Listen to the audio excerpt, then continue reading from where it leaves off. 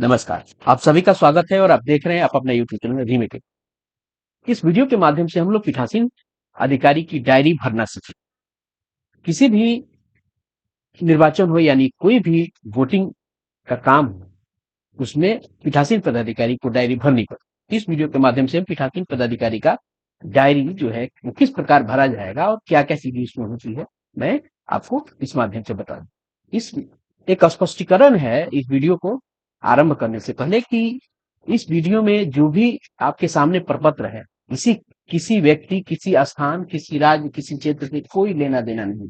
ये बिल्कुल एक काल्पनिक है और इसका किसी भी व्यक्ति और किसी से कोई सीधा संबंध नहीं है। अगर संबंध बन जाता है तो यह एक सहयोग मात्र है। तो यह मात्र एक नमूना है और इसी नमूना के माध्यम से आपको बात बताई जाती है। तो कोई अगर टैली कर जाता है तो वह एक संयोग है और यह स्पष्टीकरण हमारी तरफ से है कि किसी व्यक्ति और किसी नाम से इसका कोई संबंध नहीं है। तो आइए वीडियो को शुरू करते हैं और देखते हैं कि क्या है पीठासीन अधिकारी की डायरी।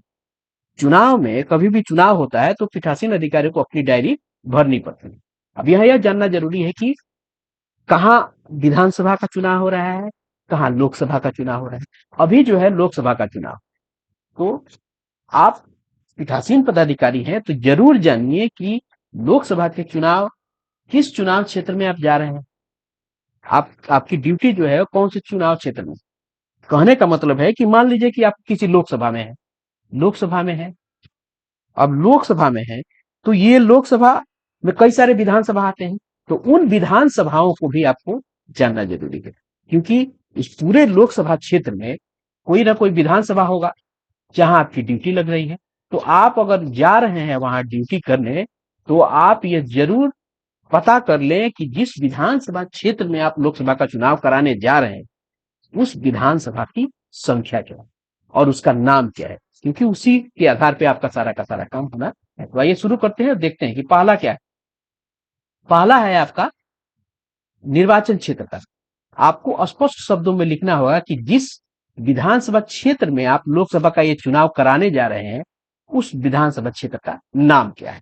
तो यहाँ जो है जिस पीठासीन पदाधिकारी को मान के किया गया तो उनके विधानसभा का नाम है गंगोत्री विधानसभा निर्वाचन क्षेत्र। मतदान का दिनांक आपको लिखना है। मतदान का दिनांक क्या होगा 19/4/2024। जिस दिन मतदान होगा आपके यहाँ, जिस दिन मतदान होगा आप उस दिन उस मतदान का डेट डालिएगा। क्लियर है। उसके बाद मतदेय स्थल की संख्या यानी पोलिंग बूथ की संख्या और उसका नाम। तो यहाँ पोलिंग बूथ का संख्या यहाँ लिखा गया है और यहाँ आपको मतदान स्थल का नाम लिखा गया है।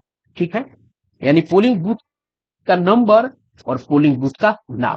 क्लियर है। उसके बाद क्या है मतदेय स्थल की स्थिति यानी पोलिंग बूथ जो है उसकी स्थिति क्या है, वो कैसा है, सरकारी है, अर्ध सरकारी है, प्राइवेट भवन है या क्या है। तो यहाँ जो भरा गया है ये प्राइवेट होगा, लेकिन आप अगर सरकारी में जाते हैं चाहे अर्ध सरकारी में जाते हैं तो क्या डालेंगे, सरकारी में डालेंगे। अस्थायी संरचना में जाते हैं तो अस्थायी डालेंगे। जिस स्थिति में जाते हैं आप उसी स्थिति में आप उसको डालेंगे। आप ये चूंकि ये जो गए हैं ये गए हैं प्राइवेट भवन में तो प्राइवेट भवन इन्होंने डाला है। अगला है चौथा स्थानीय रूप से भर्ती किए गए मतदान अधिकारियों की संख्या। आपको पता है कि जब कोई मतदान अधिकारी नहीं आता है तो प्रिजाइडिंग ऑफिसर को यह अधिकार है कि स्थानीय रूप से मतदान अधिकारी की संख्या में वृद्धि कर सकता है, वो बढ़ा सकता है आवश्यकता अनुसार। तो यहाँ स्थिति नहीं बनती है और लोग नहीं ही ज्यादातर करते हैं। क्लियर है। तो यहाँ उन्होंने नहीं लिखा है। उसके बाद पांचवा है सम्यक रूप से नियुक्त मतदान अधिकारी की अनुपस्थिति में। देखिए वहां है कि मान लीजिए कि वो चौथा नंबर में है कि मान लीजिए ज्यादा लोगों की जरूरत पड़ गई तो आप नियुक्त कर सकते हैं, और यहाँ पांचवा में है आपने वहां नियुक्त नहीं किया, नहीं लिख दिया। सम्यक रूप से नियुक्त मतदान अधिकारी की अनुपस्थिति में जो लोग नियुक्त किए गए थे और उनकी अनुपस्थिति में वो नहीं आते तो नियुक्त मतदान अधिकारी कोई हो और ऐसी कोई नियुक्ति हुआ हो उसका कारण, मान लीजिए कोई नहीं है तो उसकी जगह कोई और नियुक्त होकर कोई मतदान अधिकारी आया है तो ऐसी स्थिति कोई बनती है तो आप जरूर लिखेंगे। यहाँ ऐसी स्थिति नहीं बनी है तो इन्होंने नहीं लिख दिया है। उसके बाद आता है छठा में इलेक्ट्रॉनिक वोटिंग मशीन की बात। अब क्या है ईवीएम की बात आती है। अब ईवीएम में पहला है छठा वाला हमारा है, इस छठे वाले पे बात कर रहे हैं हम लोग इसमें पहला क्या है, उपयोग में लाई गई कंट्रोल यूनिट की संख्या। यहां संख्या लिखना है, ध्यान रखिएगा, संख्या और सीरियल नंबर में अंतर है। मतलब कितने उपयोग किए गए कंट्रोल यूनिट की संख्या आपको लिखना है। उपयोग में लाई गई कंट्रोल यूनिट का क्रम संख्या यानी उसका सीरियल नंबर। उस सीयू का सीरियल नंबर कहाँ होगा, अब अक्सर लिख दिया जाता है ऊपर ही, लेकिन आप पलट के पीछे देखिएगा, उसका स्टिकर चिपका होता है, वहां उसका सीरियल नंबर लिखा होता है और आपके चिट्ठी पे भी लिखा ही होता है। उपयोग में लाई गए बैलेट यूनिट की संख्या यानी बीयू, ये सीयू का हो गया दोनों का, ये किसका होगा, बीयू। बीयू की संख्या कितनी है, 01। यहाँ इन्होंने लिखा है इनको एक ही मिला था यानी 16 तक के कैंडिडेट खड़े होंगे। उसके बाद उपयोग में लाई गई बैलेट यूनिट का क्रम संख्या, इन्होंने यहाँ सीरियल नंबर लिखा है तो आप भी यहाँ सीरियल नंबर लिखेंगे, ठीक है, किसकी, बैलेट यूनिट। उसके बाद आता है उपयोग में लाई गई पेपर सीलों की संख्या, कितनी पेपर सील आपको मिली है संख्या, और उपयोग में लाई गई पेपर सीलों की क्रम संख्या, ठीक है, कितने आपने पेपर सील यूज किए हैं, कितने आपने उसका क्रम संख्या जो है उसको आपको लिखना है, क्लियर है। उपयोग में लाई गई पेपर सीलों की संख्या, ध्यान रखिएगा कितने पेपर सील, पेपर सील दो प्रकार के मिलते हैं ना आपको, ग्रीन पेपर सील मिलेंगे और पिंक पेपर सील मिलेंगे, तो आपको यहाँ उसको अंकित कर देना है, क्लियर है। चलिए आगे देखते हैं, अब आगे है 7वां में, इसको थोड़ा सा और डिटेल कर रहे हैं। अब देखिए यहाँ ये पेपर सील की बात हो रही, ठीक है, ये पेपर सील की बात हो गई। आप चूंकि वहां दो मिलेंगे, अलग अलग मिलेंगे पेपर सील, जो जितने मिलेंगे उतने आपने लिख लेने, अलग अलग paper seal. Green pepper seal को अगर मिलता है 4 तो 4, पिंक मिलता है 1 तो 4 प्लस 1 लिख लीजिए, नीचे उसका क्रम संख्या भी लिख लीजिए। यहाँ चूंकि उपयोग की बात हो रही है, ये नहीं मिल रहा है कि कितने आपको आपूर्ति किए गए, यहाँ उपयोग की बात हो रही है, क्लियर है, तो कंफ्यूज नहीं होना है, जितना उपयोग हुआ उसको आपको लिख देना है, ठीक है। अब देखिए आपूर्ति 7वां, यहाँ क्या है, ये आपको 7A की बात हो रही है, तो 7A में क्या है, पहला क्या है, आपूर्ति किए गए स्पेशल टैगों की संख्या। तो यहाँ आपूर्ति, यहाँ उन्होंने इनको 3 मिला है तो इन्होंने 3 लिखा है, और आपूर्ति किए गए स्पेशल टैगों पर क्रम संख्या 1 से लेकर 3 तक आपको स्पेशल टैग इनको मिले थे, यहाँ 3 उन्होंने लिखा ही है ना, 01 से लेकर 3 तक मिले थे तो उन्होंने इसका क्रम संख्या लिखा है। उसको उपयोग में लाए गए स्पेशल टैग की संख्या, कितना इस 3 में से कितना उपयोग किया गया था, 1 उपयोग किया गया है तो बचा 2 होगा ना, और उपयोग में लाए गए टैग की क्रम संख्या, जो स्पेशल टैग उपयोग किया गया था, एक ही उपयोग किया गया था तो उसका सीरियल नंबर क्या था, 01। यहाँ सीरियल नंबर लिखा हुआ है ना, 01 001 से लेके 003, तो इसमें से इन्होंने क्या किया है, यूज कौन सा कर लिया है, यूज इन्होंने 001 वाला कर लिया है, तो बाकी कितने 2 बचे होंगे ना, तो यहाँ आगे लिखा हुआ है 5वां, उपयोग में न लाए गए वापस किए गए स्पेशल टैगों का क्रम संख्या, यानी 02 और 03, 3 ही मिले थे, एक उपयोग कर लिया, एक उपयोग कर लिया तो 2 बचे होंगे ना, एक क्रम संख्या ये वाला, एक क्रम संख्या 1 वाला, क्लियर हो गया। चलिए आगे है 7वां बी, जिन मतदेय स्थलों पर वीवीपैट का प्रयोग किया गया है उन पर लागू, जहां वीवीपैट प्रयोग किया गया है, वीवीपैट तो लोकसभा में हर जगह प्रयोग हो ही रहा है, तो सब पे ये लागू हो ही जाएगा। तो यहाँ 7वां बी में लिखना है किसको, अब यहाँ लिखना है पहला क्या, उपयोग में लाए गए प्रिंटरों की संख्या, यहाँ वीवीपैट की संख्या लिखी है, ठीक है ना, क्योंकि एज ए प्रिंटर है ही। अब यहाँ प्रिंटर का क्रम संख्या यानी उस वीवीपैट की संख्या आपको यहाँ लिखनी है। ऊपर हम लोगों ने जब आपने देखा होगा कि यहाँ हम लोगों ने किसकी संख्या लिख दी थी, यहाँ हम लोगों ने आपको सीयू के का डिटेल लिखा, यहाँ हमने वीयू का डिटेल लिखा, और यहाँ हम लोग अभी क्या कर रहे हैं, हम लोग अभी वीवीपैट का डिटेल यहाँ लिख रहे हैं, क्लियर है, ये वीवीपैट का डिटेल हम लोग यहाँ लिख रहे हैं। आगे आते हैं 8वां में क्या, मतदेय स्थल पर मतदान अभिकर्ता नियुक्त करने वाले अभ्यर्थियों की संख्या। अब देखिए जो पोलिंग बूथ है उस वहां पोलिंग एजेंट नियुक्त करने वाले कितने कैंडिडेट्स हैं जिन्होंने पोलिंग एजेंट वहां नियुक्त किए हैं, यानी 5 उम्मीदवारों ने यहाँ पोलिंग बूथ पर नियुक्त किए हैं, तो यहाँ 5 लिखा गया है। अगर आपके यहाँ कम होता है तो आप कम लिखिएगा, मान लीजिए 4 ही कैंडिडेट हैं, 4 ही लोगों ने अपने पोलिंग एजेंट नियुक्त किए हैं तो 4 ही लिखेंगे आप। उसके बाद 9वां क्या है, मतदान के प्रारंभ में उपस्थित मतदान अधिकारियों की संख्या, यानी जब मतदान आरंभ हुआ था तो कितने यहाँ मतदान अधिकारी थे, तो यहाँ 5 था तो 5 इन्होंने लिखा है। और मतदान अभिकर्ता यानी पोलिंग एजेंट की संख्या जो विलंब से आए, तो यहाँ कोई विलंब से नहीं आया है तो 0 लिखा हुआ है। उसके मतदान समाप्ति पर उपस्थित मतदान अभी करता हूँ। अब बताओ, जब मतदान खत्म हुआ उस समय कितना पोलिंग एजेंट था? तो 5 गो था, पांचों का पांचों था, तो 5 गो लिखा गया है। तो यही है, आपके यहाँ कंडीशन बदल सकता है, 4 गो होगा तो जिस तरह से होगा वही करना है। बस आपको पढ़ते चलना है, लिखते चलना है, कोई बड़ी बात है नहीं। आइए देखते हैं आपका 10वां नंबर पॉइंट। 10वां नंबर पॉइंट क्या है? 10वां नंबर पॉइंट आपका होगा, मतदेय स्थल पर विनिश्चित मतदाताओं की कुल संख्या। ध्यान रखिएगा, जो उस पोलिंग बूथ पर जितने वोटर हैं उसकी संख्या है। यहाँ ही जितने वोट किए उसका नहीं है, कुल मतदाता की संख्या है। तो कुल कितने मतदाता है इसमें? आपको कुल मतदाता आपको यहाँ है 734। कितने हैं? 734, जिसमें से 728 आपको नॉर्मल है और 6 आपको इलेक्शन ड्यूटी सर्टिफिकेट के द्वारा है। तो 6 लोग हैं। अब उसके बाद है दूसरा क्या है? निर्वाचक नियमावली यानी वोटर लिस्ट की चिन्हित प्रति के अनुसार मतदान करने के लिए अनुमत निर्वाचकों की संख्या। यानी टोटल वोटर कितने थे? 734। इसमें से 552 लोगों को आपको अनुमति दी गई, जिसमें 546 आपको नॉर्मल और वहां के नॉर्मल थे उस वोटर लिस्ट वाले, और 6 आपको ईडीसी के द्वारा इस बूथ पर जिस प्रिजाइडिंग ऑफिसर ने वोट कराया है उस बूथ की यह स्थिति। यानी 552 लोगों को वोट कराने की इजाजत दी गई P1 के द्वारा। वही ना, चिन्हित प्रति का मालिक वही ना हो जाता है, चिन्हित तो वही करता है ना। तो वोटर लिस्ट चिन्हित प्रति किसके पास हो जाता है? P1 के पास। चिन्हित प्रति मिलती नहीं है, उसको चिन्हित करता है तब वो चिन्हित प्रति बनती है। यानी 552 लोगों को वोट देने का अधिकार दिया गया। उसके बाद मतदाता रजिस्टर प्रारूप, जिसको 17 क यानी 17A कहते हैं, में यथा प्रविष्ट निर्वाचकों की संख्या तो कितना है? 552। जब चिन्हित हुआ था तो 552 यहाँ ना होगा, 552 यहाँ होगा, 6 ईडीसी। उसके बाद है वोटिंग मशीन के अनुसार रिकॉर्ड किए गए मतों की संख्या। चूंकि इन्होंने अगर मगर वाला कंडीशन दिखाया है, आपके यहाँ अगर मगर होगा तो अगर मैं, यानी 552 लोगों को अनुमति दी गई, 552 वोटर लिस्ट जिक्र भी हुआ, यहाँ 550 ही क्या हुआ है?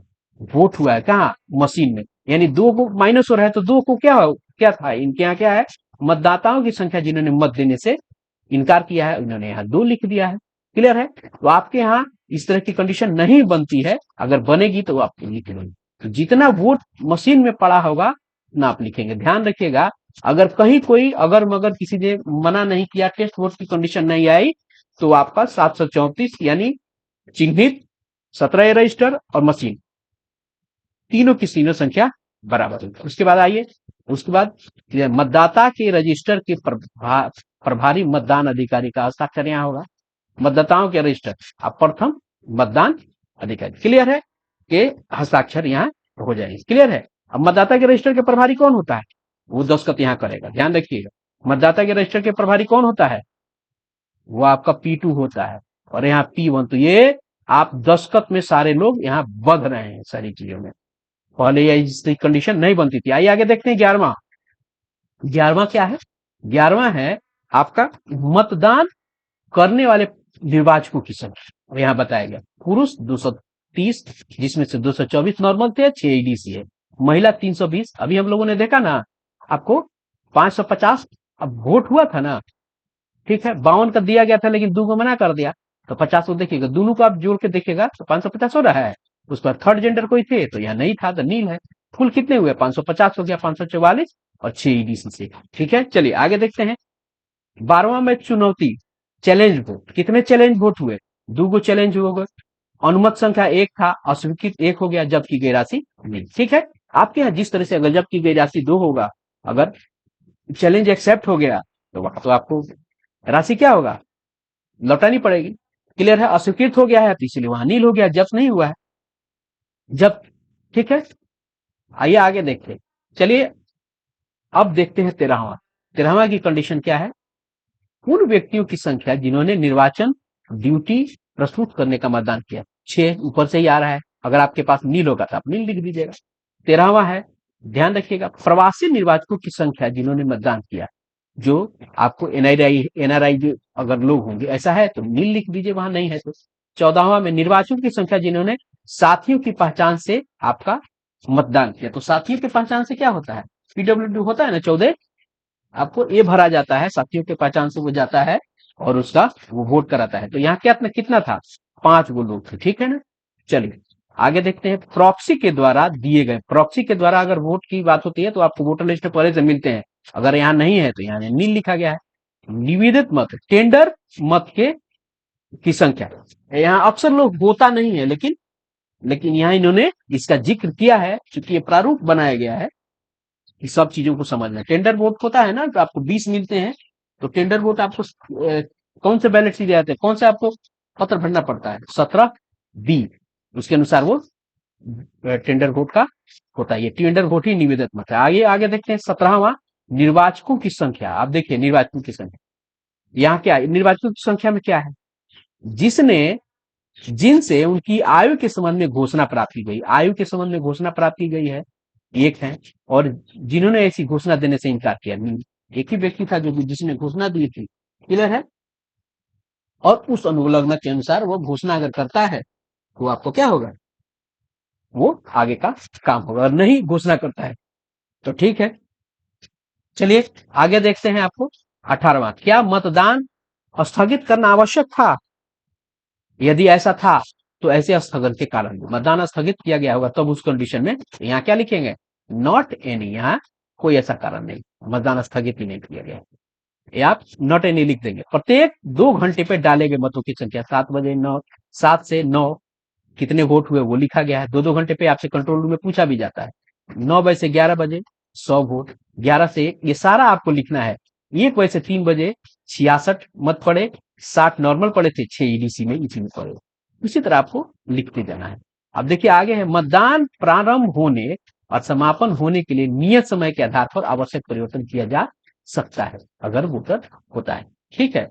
चलिए अब आगे देखते हैं विजिटर रजिस्टर। विजिटर रजिस्टर एक अलग होता है, लेकिन उसका जिक्र भी यहाँ आपको डायरी में करनी, क्योंकि जितनी भी गतिविधियां दिन में हो रही हैं, आपको हर एक स्टेप और हर एक चीज की आपको का जिक्र करना है अपने डायरी में, क्योंकि आपकी डायरी है ये, क्लियर है। इस डायरी में हर चीज होगा। मान लीजिए विजिट रजिस्टर में आपने किसको किसको कौन कौन से आगंतुक आए, इसकी चर्चा आपको करना है।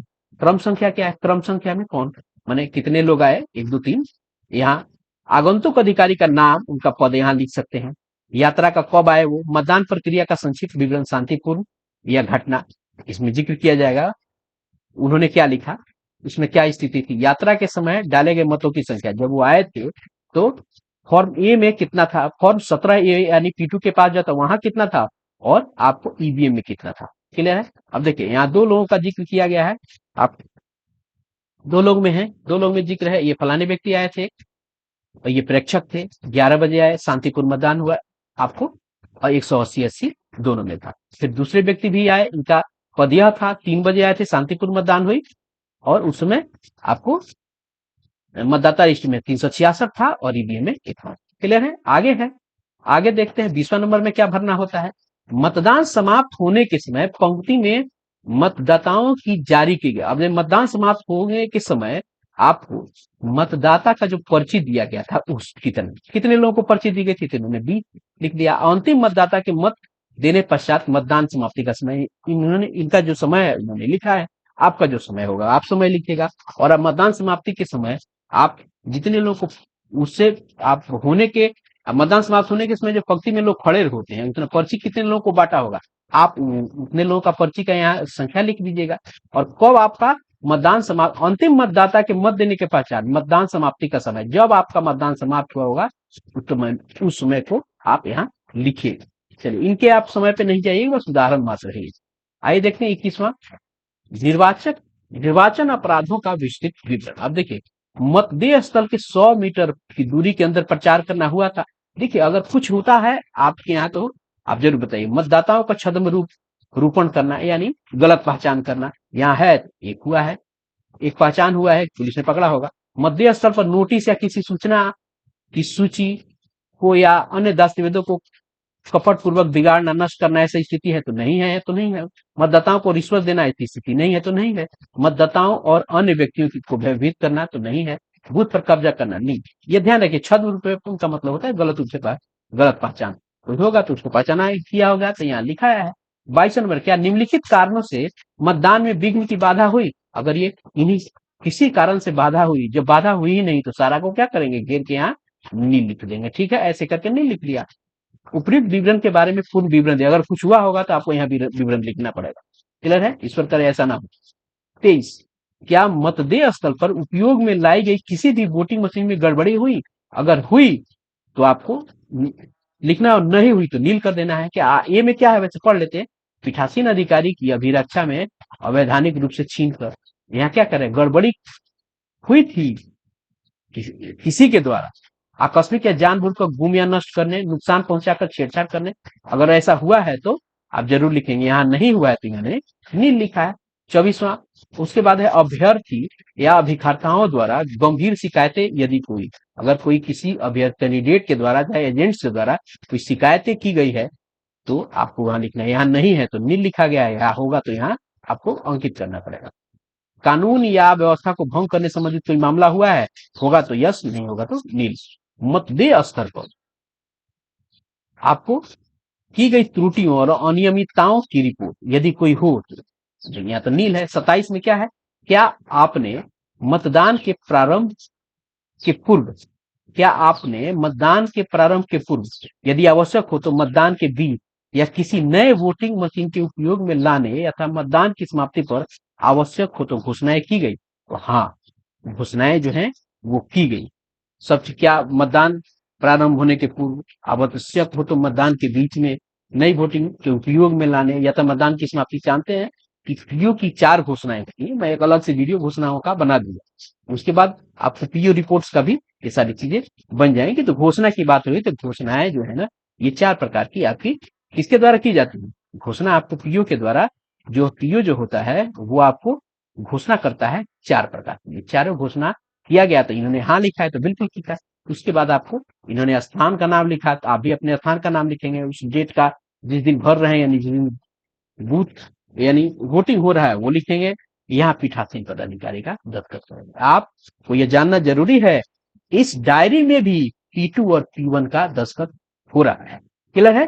तो यही है आपको जो P1, P2 और पीठासीन पदाधिकारी, यानी चूंकि है ये पीठासीन पदाधिकारी की डायरी, लेकिन इसको वेरीफाई करने के लिए P2 और P1 का दस्तखत हो रहा है। तो यही जानकारी थी आपको पीठासीन पदाधिकारी की डायरी में। आशा है आपको ये पसंद आया होगा।